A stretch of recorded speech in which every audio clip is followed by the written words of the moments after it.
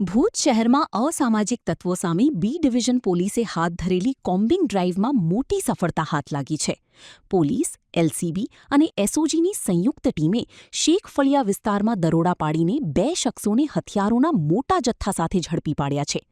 પોલીસે અલીશા શેખ અને રમઝાન શાહ ઉર્ફે રમજુ શેખ નામના આરોપીઓ પાસેથી 22 જેટલી છરીઓ, તલવાર, કુહાડી, ધારિયા અને લોખંડના પાઇપ સહિત કુલ 3 ડઝન જેટલા ઘાતક હથિયારો જપ્ત કર્યા છે. ઝડપાયેલા બંને આરોપીઓનો ચીટિંગ સહિતનો ગુનાહિત ઇતિહાસ પણ સામે આવ્યો છે. ત્યારે પોલીસે આ મામલે બંનેની સઘન પૂછપરછ શરૂ કરી કડક કાર્યવાહી હાથ ધરી છે. મહેરબાન બોર્ડર રેન્જ આઈજીપી સાહેબ ચિરાગ કુરોડિયા સાહેબ તેમજ એસપી સાહેબ શ્રી વિકાસ સુંડા સાહેબ પશ્ચિમ કચ્છ ભુજ નાઓની સૂચના અનુસાર શરીર સંબંધી ગુનાઓ આચરતા તેમજ નકલી સોના, નકલી નોટો વગેરે બાબતના ગુનાઓ આચરતા આરોપીઓ વિરુદ્ધમાં ભુજ જિલ્લામાં કોમ્બિંગ રાખવાની સૂચના કરવામાં આવેલ હતી.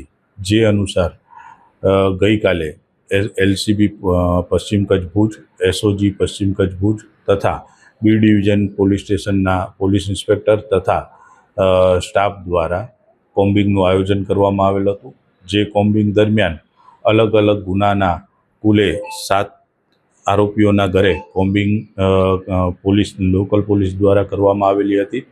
જેમાં અલગ અલગ ટીમો બનાવીને કોમ્બિંગ કરવામાં આવેલી હતી. જેમાં અલીશા શેખ, જે શેખ ફળિયામાં રહે છે, તેના વિરુદ્ધમાં અલગ અલગ ચીટિંગના તેમજ શરીર સંબંધીના ગુના દાખલ થયેલા છે. તેના ઘરની કોમ્બિંગ દરમિયાન ઝડપી તપાસ કરતા કુલ 31 જેવા હથિયારો, જેમાં ધારિયા, તલવાર, છરી, લાકડાના ધોકા વગેરે મળી આવેલા હતા.